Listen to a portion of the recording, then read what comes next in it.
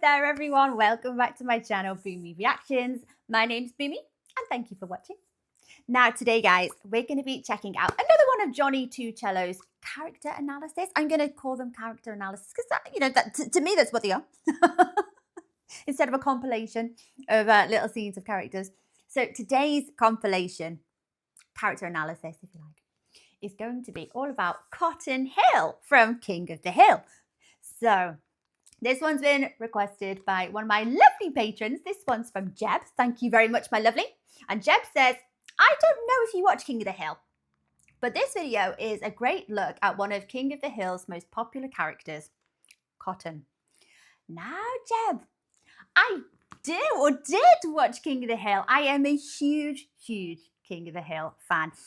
I think it's probably responsible for like my maybe slightly contributing to my love of Texas from an early age. I think it was probably King of the Hill that gave me that love of Texas. It's a wonderful animated series. It's funny. I love the humor in it. It's quite subtle at times, but it's there. And for me, it's all about Bobby. I love Bobby. I love Boomhauer as well. I love trying to decipher whatever it is that he's trying to say. It's all about Bobby. He's the main character, I think. But Cotton is one of those fan favorite. I think we love it's a character that you love to hate.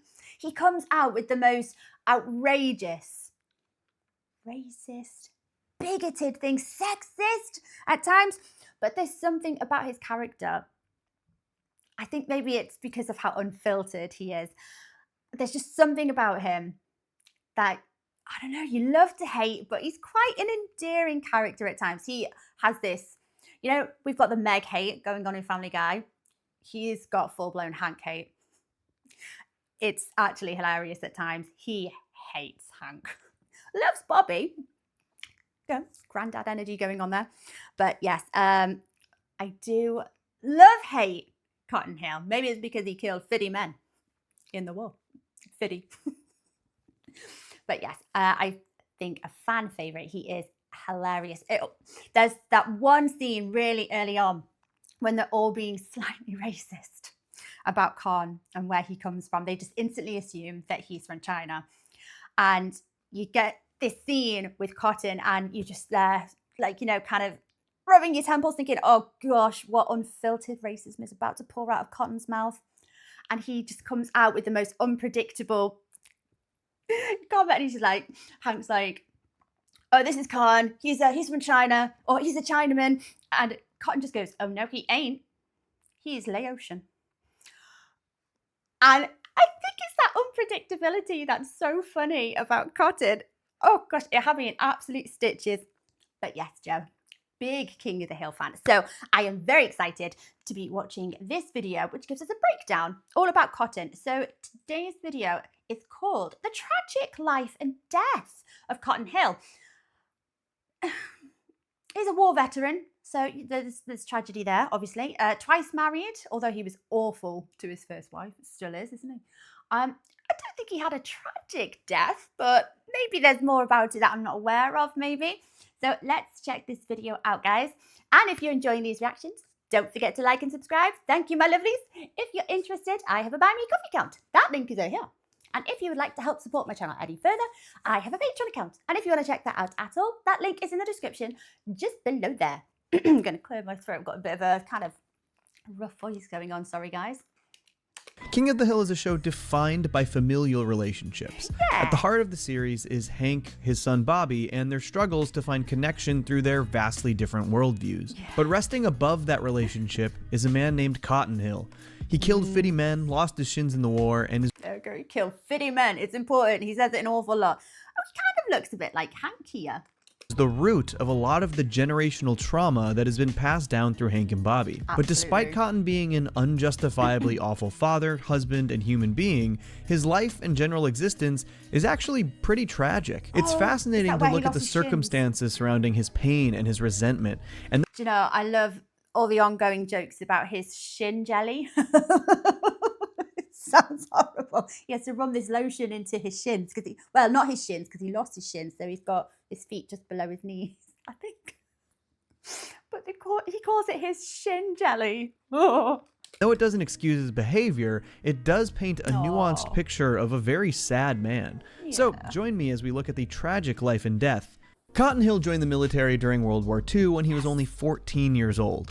Over the course of the series, Cotton told countless stories about his time in the war, though there are disputes in regards to whether or not every story is fact. Some of the things he claims don't quite line up. Well, how did my dad fight in Germany and Japan at the same time?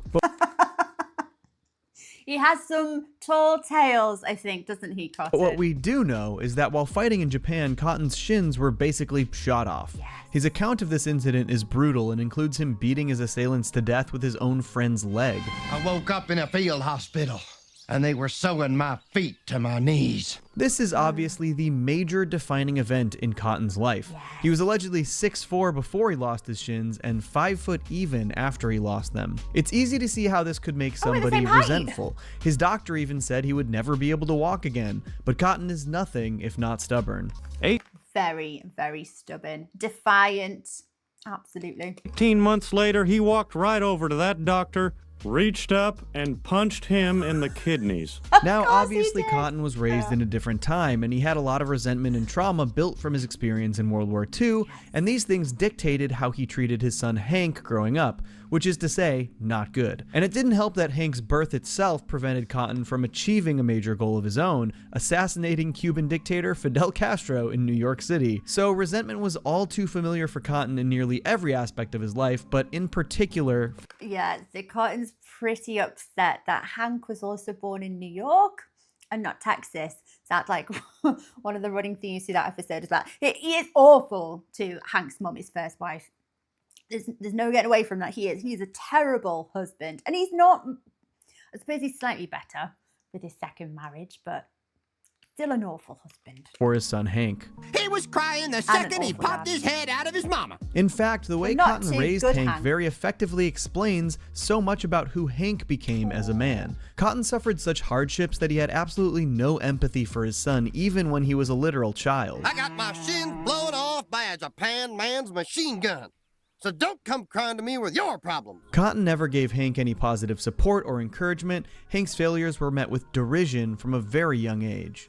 You're never gonna be a war hero like me if you shoot like that. No wonder that kid from the playground stole your pail. As he got older, this didn't let up either. In fact, it arguably got worse. Cotton outright told Hank to his face what he thought would happen if he had gotten drafted. Some of you, like Hank, will be killed. Even through Hank's high school career, Cotton would blame him for things that he had absolutely no control over, like when he broke his ankle in the big football game. This is your fault. And you got them weak ankles from your mommy. He was a miserably awful father to Hank, and this led Hank to develop into the incredibly repressed man we see in King of the Hill. Any sign of emotion or weakness, as Cotton would consider it, is now buried deep inside of Hank. In fact, I think there are maybe only 3 times we see Hank cry over the course of the show. When he thinks Bill dies, when Lady Bird runs away, and when his truck is breaking down, but I can't really think of any others. Cotton's attempt at a sex talk for Hank consisted of bringing him to a farm to watch a bull mate with a cow, which likely contributed to Hank's immense sexual repression we see. I was just gonna say he's very emotionally and intimately repressed throughout the show as well. I don't think I've ever seen you guys kiss. Your father has kissed me. Peggy! But Cotton's mistreatment of Hank goes even further than his childhood and teenage years.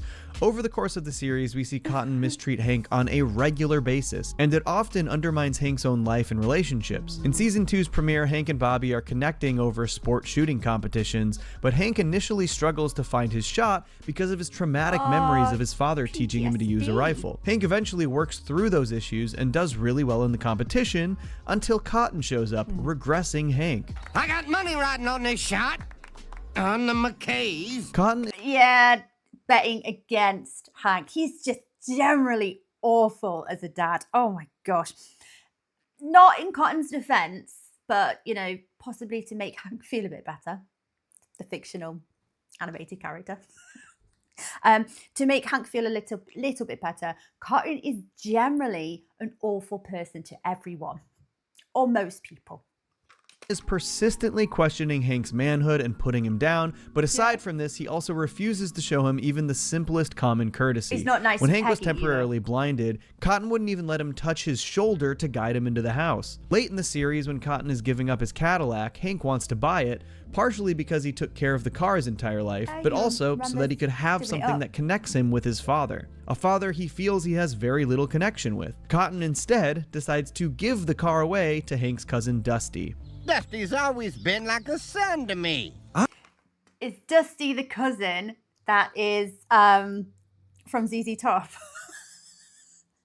There's so many gems in King of the Hill, honestly, guys. I'm your son. Oh yeah, and Hank's cousin Dusty is actually none other than ZZ Top, the famous musician who has countless cars and no need for Cotton's Cadillac. Yep. Cotton even pretends to be sorry about this to Hank later in the episode, but only to create drama for Dusty's reality TV show. And Cotton's disrespect for Hank gets even more blatant as well. In one episode, he plays keep away with Hank's gluteal prosthetic, something he needs for his debilitating back pain. Yeah. In another, he gets Hank drunk, strips him naked, ties him up, and locks him in the Alamo. He relentlessly mistreats his son throughout his entire life, and Hank continues to try and make his father proud. Though, do you know, the funniest part of most of these storylines where we see between Hank and Cotton is that there's normally a point where you doubt how awful he is, and he shows some kind of remorse or emotion, and you find yourself thinking, maybe Cotton's turned a corner. Maybe he's developing empathy. Maybe he's in his later years. Maybe he's becoming a better father to Hank. And you immediately get this reality check, this slap of reality, like, oh no, there we go. There's a reason for it. And Cotton is 10 times more awful than you originally thought he was. Yep. it does reach a boiling point a few times. In the episode The Father, the Son, and JC, Hank actually pushes back on Cotton's mistreatment in one of the most meaningful ways he ever has. Because of Cotton's nature, Hank was never comfortable expressing his feelings towards his father, likely because he actually wasn't a quality father figure in his life. But one person who did support Hank in ways that Cotton never did was Buck Strickland. Now, Buck is obviously not a perfect father figure either. Hank basically keeps Strickland Propane running and doesn't get the credit he deserves. At least absolutely idolizes him, doesn't he? He can't do any wrong until he really does mess up things. And I feel sorry for Hank because he gets this realization that Buck is a womanizer, an alcoholic, a prolific gambler. He just doesn't have any luck, does he, with father figures? Until this episode, when Buck decides to promote him from assistant manager to manager. But Hank's repression and unresolved paternal trauma cause him to blurt out something pretty embarrassing in response. Mr. Strickland, I love you. This actually loses Hank the promotion, but interestingly, it also causes jealousy in Cotton, who goes so far as to uninvite his own son from Christmas dinner. This is such an interesting premise because the core of the conflict is so contradictory to how Cotton carries himself and treats Hank. He expects the love and adoration that Hank gives Buck without actually doing any of the legwork to earn it. And this episode even showcases likely the most resentment for Cotton we've ever seen from Hank as well. I hate the man. Huh. Feels good every time I say it. In fact, after extensive therapy-like conversations with Jimmy Carter, the absolute closest to reconciliation these two get is admitting that they wouldn't obliterate the other one from existing. They simply agree that they would like to continue to exist in the same world as the other one, and nothing more. My father said he wouldn't obliterate me? His words? The level of repression and resentment these two feel for each other is incredibly unhealthy, but it makes for some great TV. In one of the final moments of the episode, Hank and Cotton bond over their shared appreciation for shooting nail guns, and I think that this is probably the closest Cotton will ever come to telling his son he loves him, which is pretty sad, but this is still a sweet moment. Boy, I love shooting a nail gun. I love shooting a nail gun too. And Cotton... they can kind of express it through talking about something else, like a nail gun, I guess. Cotton, the biggest spit in the face for Hank here is that Cotton isn't a horrible father figure or father to his other children. He's got good, oh my gosh, good Hank. So he has another baby in his second marriage. And for those of you who don't know, most of you probably are aware of this, Yeah, and he literally calls him Hank, but not a namesake after Hank. He refers to him as Good Hank to let the OG Hank make him very aware that he considers him the bad Hank. And then he has another son, doesn't he, that he had with a Japanese lady during his time fighting in the war. I don't think is he older than Hank or younger? I can't remember. I can't remember what his name is. But I suppose he hasn't got the opportunity to be a bad or a good dad to him because he's just been absent for most of his life. But another episode, another storyline. Cotton's resentment extends beyond Hank as well. Cotton has a habit of expecting people to suffer and experience the same things he has, at least to a degree. I actually showed a clip from the pilot episode earlier that illustrates this. Cotton writes off Hank's scraped knee because he himself lost his shin. He judges Hank's experience against his own and feels it isn't worth feeling any pity over, and he treats a lot of people this way throughout the show. In the episode An Officer and a Gentle Boy, we see it in action. Hank decides Bobby needs some firmer boundaries in his life, and he and Cotton decide to send him to Cotton's old military academy, Fort Burke, to toughen him up. Interestingly, Cotton never even offered Hank the opportunity to go to Fort Burke, despite Hank wishing he could go. Hank wanted so desperately to get his father's approval, but Cotton wasn't even willing to offer an opportunity to impress him. It's another level of resentment. Bobby's time at Fort Burke is different though. The school changed a lot over the years. The punishments and hazing rituals softened significantly. Of course, this doesn't work for Cotton, who suddenly resents the school for not offering the same harsh environment that he himself faced as a kid. So I think I got the wrong end of the stick. I don't know where that memory came from. I thought there was one or two of the staff here, like the teachers, I guess, and they weren't nice to the kids. I might have got that completely wrong. Where's that come from? He takes over the school and shapes it back to its former ways. But to Cotton's shock, Bobby is more resilient than anybody could have expected. He handles Cotton's hazing and punishments with ease, including solitary confinement in the hole for 3 days, one entire day longer than Cotton spent there. And on top of it, Bobby is barely even bothered when he emerges. This sort of shakes the foundation of Cotton's worldview, as Bobby's kind and softer nature would, to him, suggest that he would never handle such difficulties. But maybe the way Bobby carries himself actually makes him stronger than the generations that come before. This is really one of the only times that Cotton acknowledges his way might not be the best way, and even so, it's a fleeting moment, because throughout the show, Cotton treats just about everyone he meets with the regressive attitude of his era, particularly the women. There are smaller instances, like how after Luann fixes Cotton's car, he scoffs at the very idea that she could have done this sort of quote-unquote man's work. That's like a pig trying to read. Pig? Or when Reverend Stroop starts... See what I mean? The sexism, the bigotry that comes out of Cotton's mouth, it is enough to make your blood boil. To work in Arlen for the first time, and he immediately starts to recite from memory all of the verses of the Bible that suggest she shouldn't be able to preach. Women should remain silent in the churches. They are not allowed to speak, but must be in submission.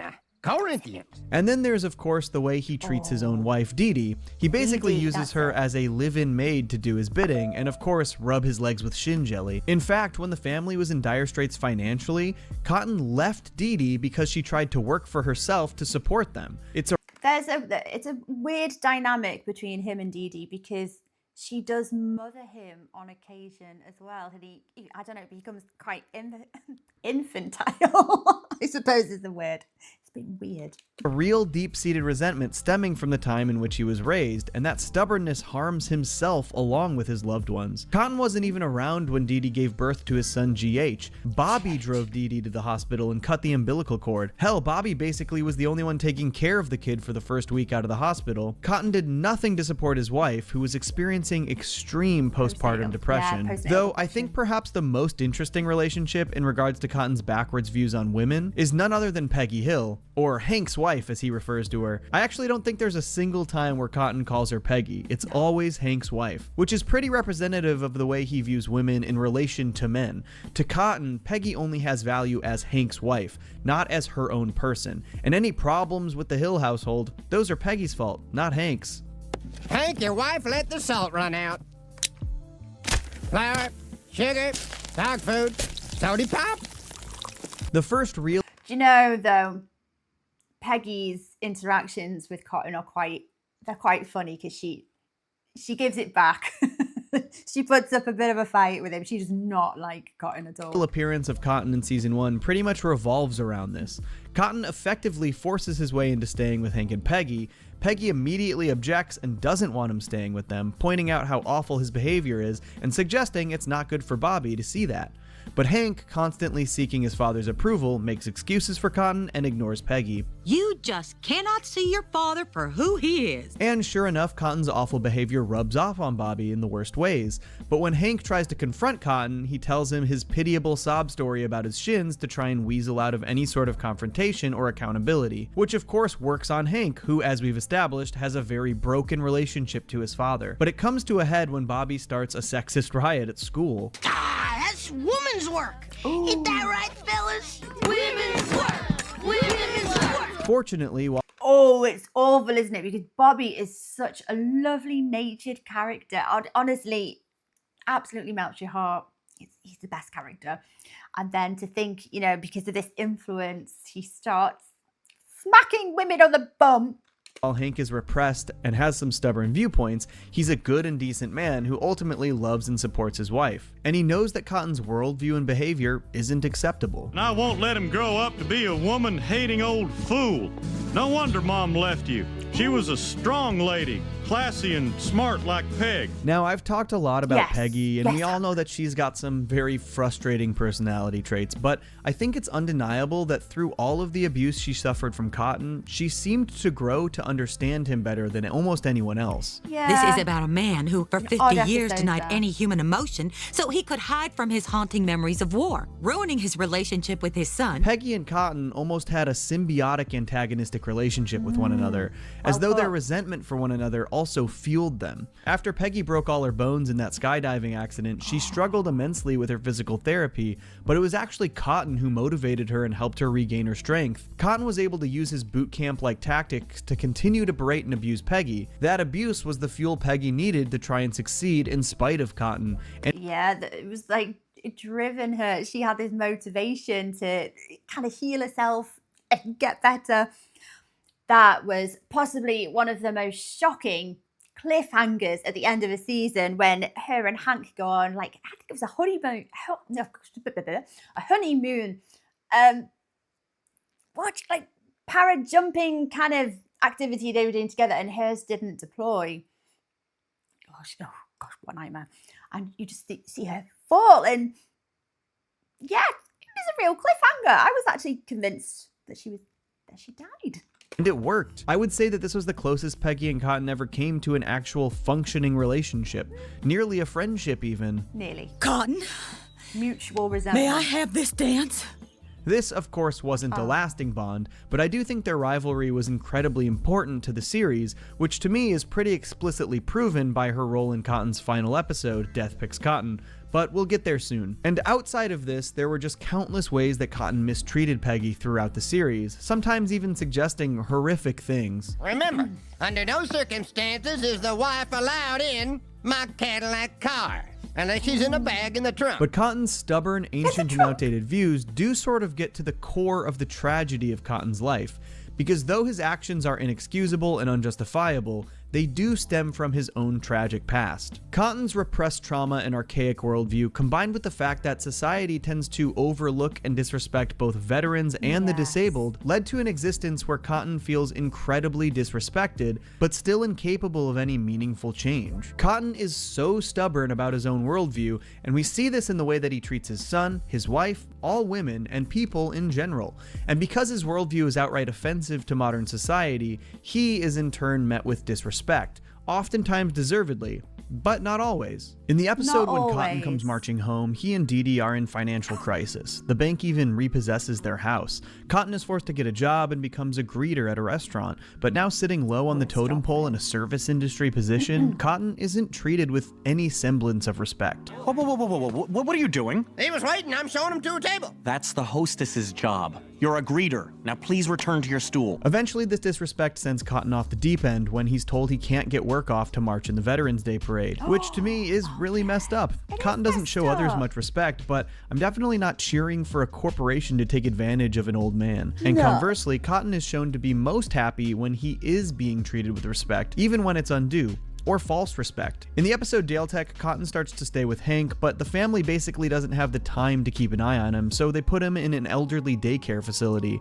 This dashes his spirits pretty significantly, and after he throws a tantrum, the police are called, and he's actually given more respect by the police officers. They even make him an honorary officer to watch over Hank's neighborhood. Now, given his behavior, I definitely don't think Cotton was owed this level of respect.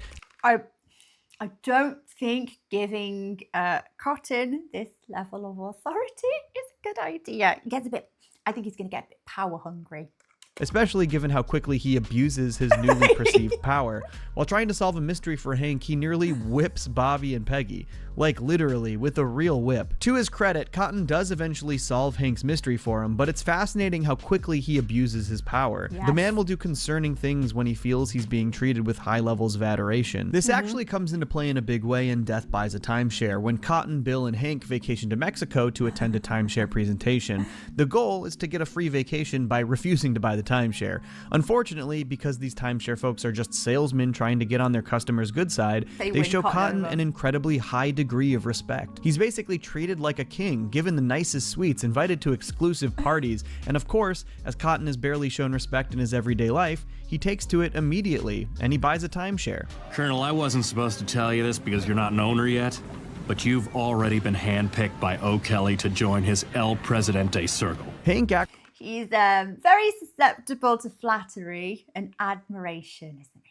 Actually comes through for Cotton in a pretty nice way in this episode. The timeshare folks realize that Cotton doesn't have any assets for them to leverage, so they don't sell him a timeshare, but Hank sees how much it means to him. Since all my buddies kicked off, things just ain't felt right.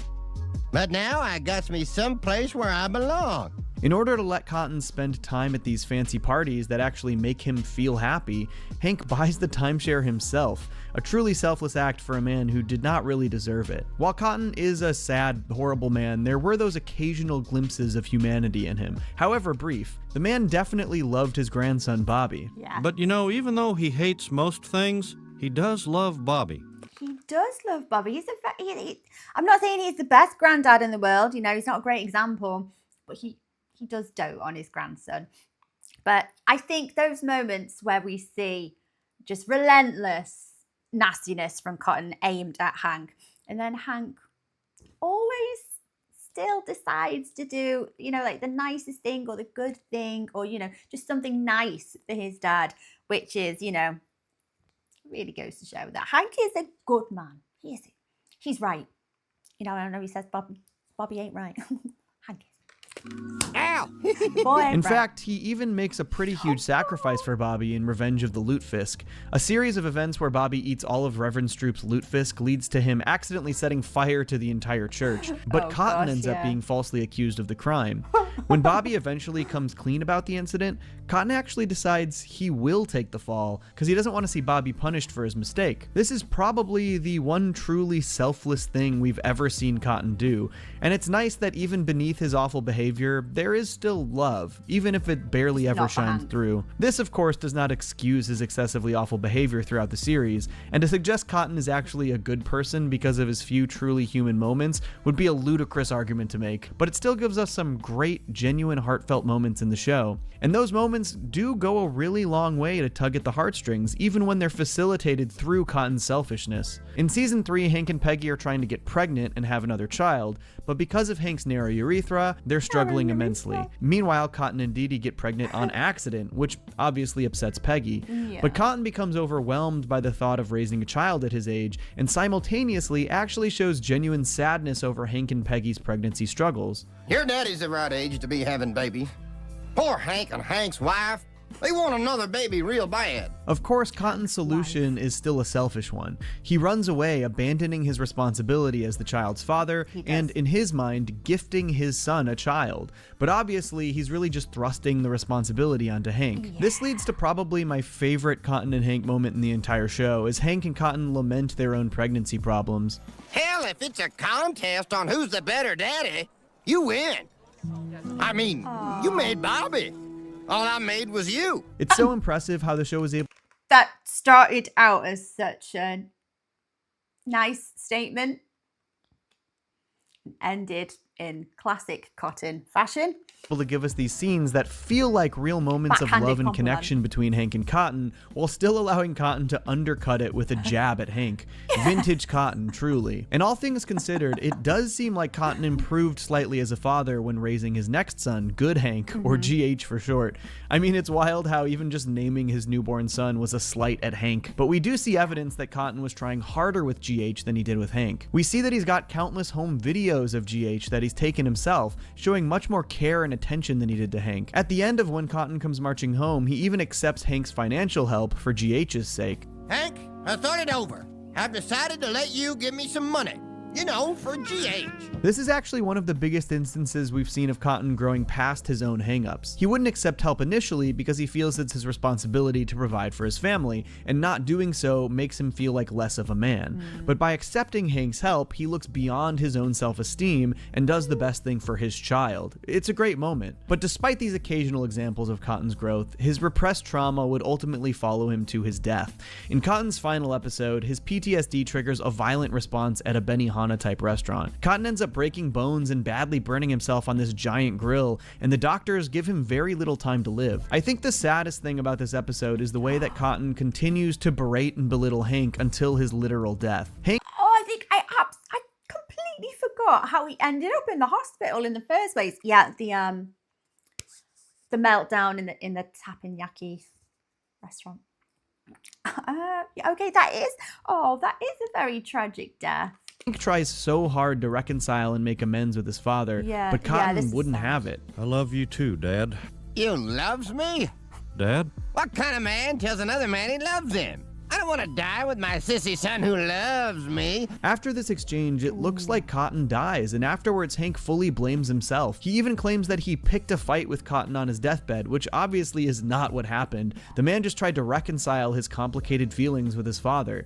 Even while dying, Cotton undermines Hank's well-being. I mean, he requests arguably the most insane thing anyone has ever requested on their deathbed. I want you to cut off my head and mail it to the Japanese emperor. The spite is so strong with Cotton. It never goes away. It's like it's always there beneath the surface. Hank tries desperately for the entire rest of the episode to tell his father he loves him. It's kind of sad to watch. It's Hank's last chance to connect with the father who he has desperately sought the approval of his entire life, approval he has never been given. And instead of any type of closure, he's chastised. I couldn't stand the torture of hearing your baby crying about your daddy dying. Honestly, one of my favorite moments in all of King of the Hill is Cotton's death, because it so perfectly encapsulates so many important aspects of the series. On his deathbed, Peggy confronts Cotton and chews him out for the way he treated Hank his entire life. Even when Cotton is berating Peggy, she instead defends the man she loves. But it also shows that Peggy, as I claimed earlier, truly understands Cotton. She knew exactly what Cotton needed to hear. I hope you do go on living forever as the unhappy person you are in the hell you have created here on Earth. I mentioned that symbiotic antagonistic relationship between these two earlier, and I think this illustrates it perfectly. The man literally wasn't able to die until he found peace through defying this person who he hated most. I hope you live forever. I really do. Do you now? Well, I'm gonna die then.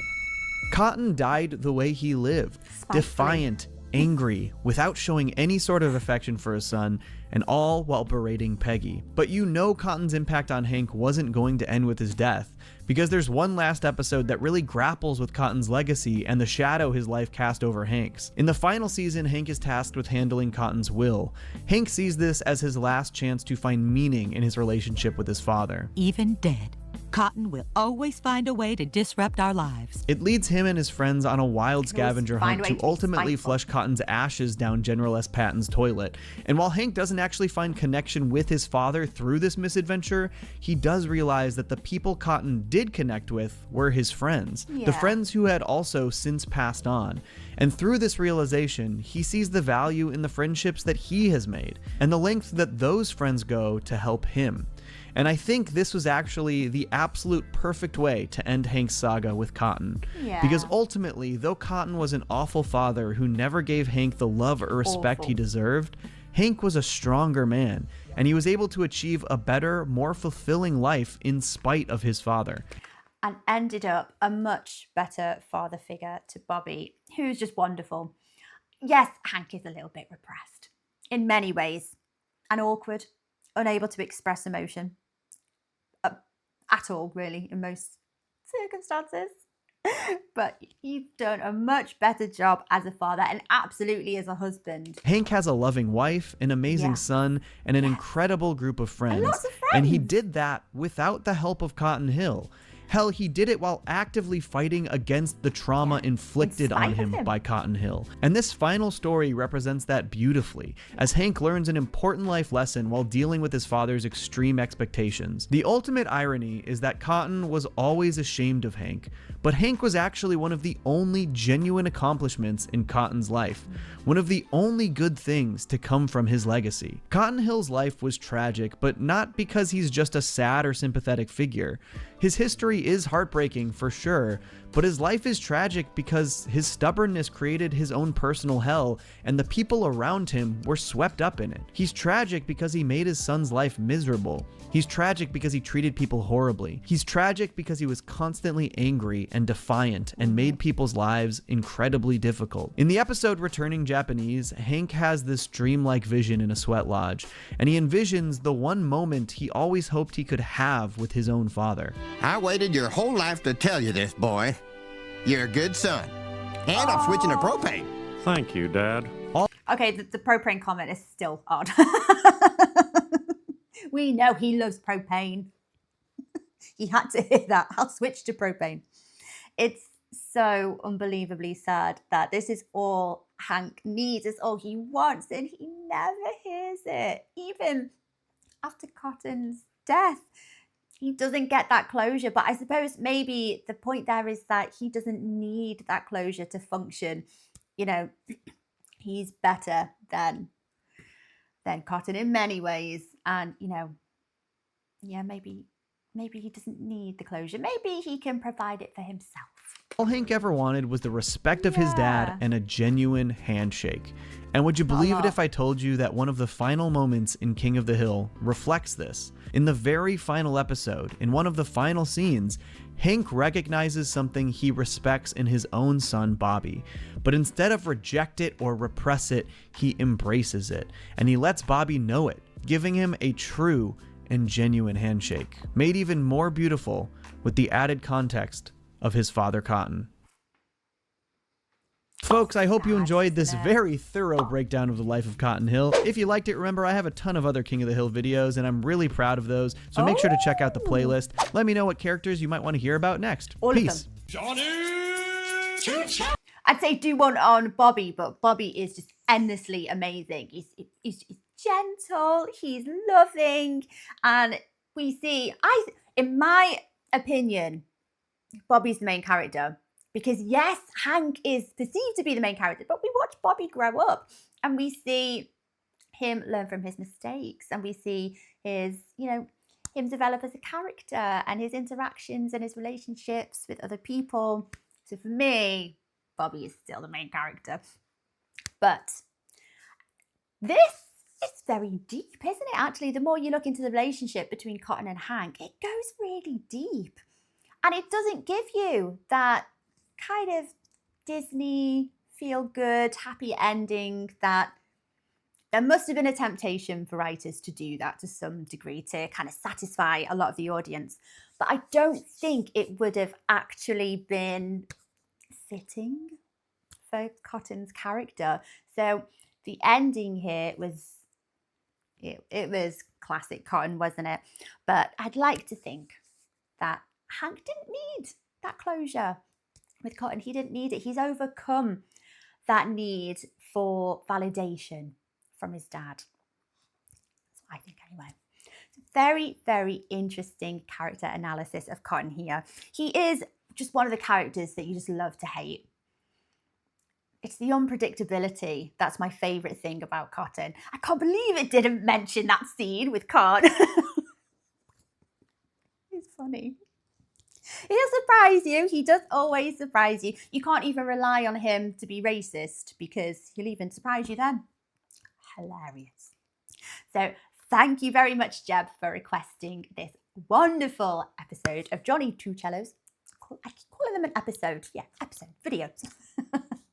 Take care of yourselves, guys, and I will see you next time. Bye-bye.